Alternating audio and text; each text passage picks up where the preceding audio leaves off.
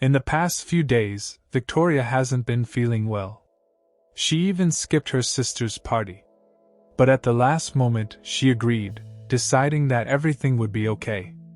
Especially because she recently managed to buy a big dress that hit her curves. Over the past few months, Victoria had become catastrophically fast in gaining weight, and no diet helped at all.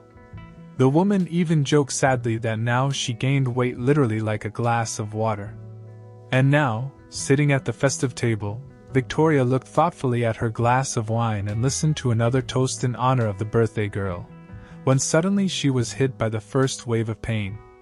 With difficulty, she got up from the table to go to the balcony to get some fresh air. But as she took a few steps, she literally bent in half from a new wave of enveloping pain. Her friend stopped her husband, who was congratulating her at the time, and ran to help her. She noticed that her eyes widened in horror and realized that Victoria was in a lot of pain and called an ambulance because all the guests were already a little drunk, and a taxi here should have been ordered in advance. Victoria was carefully placed on the couch, but the woman couldn't sit or lie down in pain.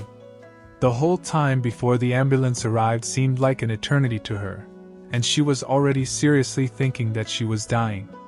When the ambulance arrived, the woman was so exhausted from the contractions that she could barely contain herself from screaming. The young paramedic quickly examined Victoria, measuring her pulse and abdomen. "How many weeks?" he asked, looking intensely at the woman's face. "What do you mean by how many weeks?" she retorted. "Pregnancy. You're having real contractions." "Pregnancy? But it can't be," she whispered. With pale lips, she felt the warm moisture running down her legs. Seeing this, the paramedic and a colleague quickly put the woman in the ambulance. The driver turned on the siren and accelerated. He had never in his life seen such a mature woman in labor, although he had driven many of them in his 20 years of ambulance. Looking at the woman, the doctor took out his watch and started counting something. They had been running down the road for about 15 minutes when he ordered the car to stop. The driver stopped in a small parking lot and turned around in surprise. They were still halfway to the hospital. "We can't get there," the doctor explained. "She's already in labor." While the driver called a pediatric intensive care doctor, the paramedic took another careful look at the woman in labor. She noticed how the young man was trying in vain to keep his hands from shaking and began to pray silently. She was insanely hurt and embarrassed. Who would have thought that the only night with a man in years would turn into a nightmare? And how could she, an experienced woman who had given birth to 2 children, not know she was pregnant? Meanwhile, the doctor encouraged her with a smile and said, "Scream if it's easier. And let's start pushing and breathing now." 10 minutes later, the loud cry of a child echoed through the lane. The happy doctor quickly examined and cared for the premature but viable baby. He was about to congratulate the mother on the happy ending of her unexpected pregnancy when he realized that the labor had not stopped. "Don't relax, dear. It looks like you have a multiple pregnancy," he said to the exhausted woman. Victoria's heart squeezed in panic, and she began to push and pray again. 5 minutes later, another little baby came into the world. The perinatal intensive care team that arrived at that moment applauded the elderly parturient and the emergency doctor who managed the difficult situation. Then the newborns were quickly loaded into a specialized vehicle and taken to the maternity ward. Victoria was also taken there later. The babies were placed in a sterile box for premature babies, and relatives were allowed to visit the new mom. Her daughter Camila and her husband Helio were the first to arrive at the hospital. Camila was shocked and could not understand how her mother did not realize she was pregnant, especially with twins. Victoria just apologized sadly. "I thought I was gaining weight, so I was dieting," she said. When her daughter asked who the father was, Victoria just shook her head, and Camila was a little offended that her mother was hiding such important information.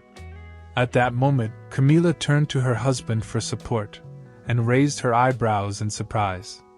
"What happened?" she asked. Helio looked at her with a pale face and showed the screen of his phone.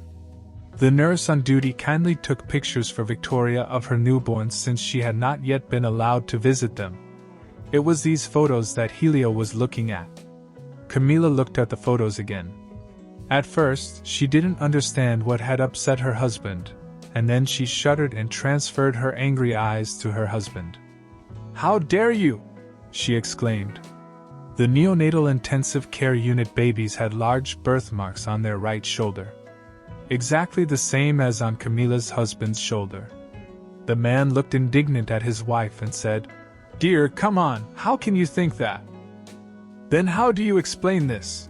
the young woman retorted, poking the cell phone screen angrily.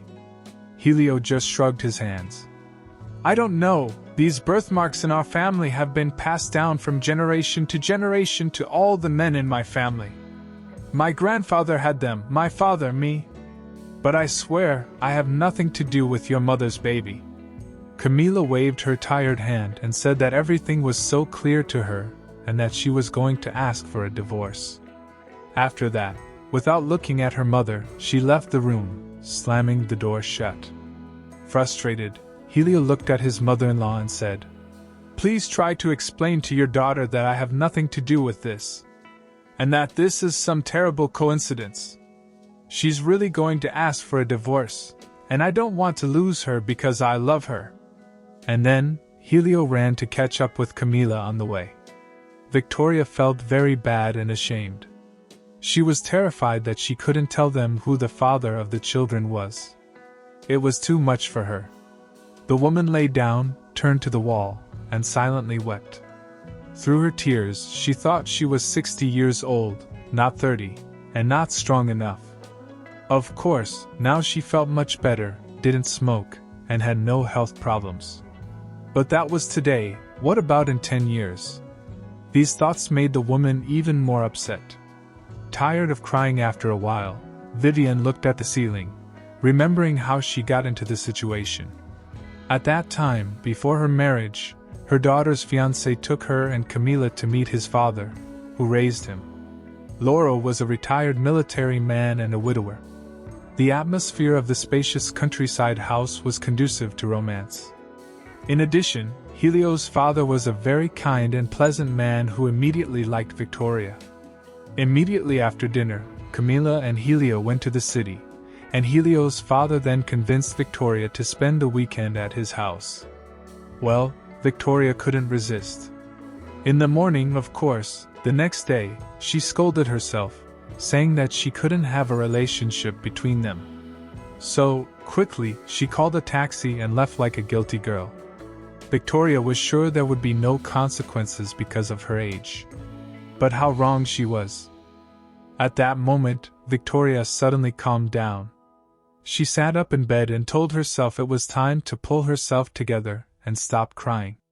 Her new babies needed a mother and a father. She picked up the phone under the pillow and called Loro. Trying to hide the tears in her voice, Victoria told him what had happened. When she finished, there was silence on the phone. Victoria timidly asked if he had nothing to say. But Loro only asked for the address of the maternity ward and said he would be there soon. And an hour later, he entered the room with a huge bouquet of flowers. "Oh dear, I thought it was a joke until the last moment, but when I said your name and saw the faces of the nurses, I realized it was true." He approached, looked Victoria in the eyes, and kissed her forehead. "Congratulations, Mom! And stop crying, babies are great. Don't worry, we'll handle this." So, they stood together at the huge window of the ICU, looking at the babies lying in the nurse's arms. "Yes, there's no going back now. Our birthmark on both of them." Loro chuckled softly. "I wonder how we should name them." And Victoria then smiled joyfully, looking at her own babies, and experienced the almost forgotten feeling of the great joy of motherhood again. A month later, the happy parents brought the chubby babies home. Victoria immersed herself in family life. Thanks to the worries she had to deal with, she visibly lost weight and became more beautiful. Or maybe it was the effect of unexpected motherhood and her late love. Laura looked at her with shining eyes and was happy to be a father and husband at such an age. Dear friends, if you have made it this far, I invite you to comment the name of your city to see where you are watching from, subscribe to the channel, like and turn on the notification bell to never miss a video. Thank you for watching.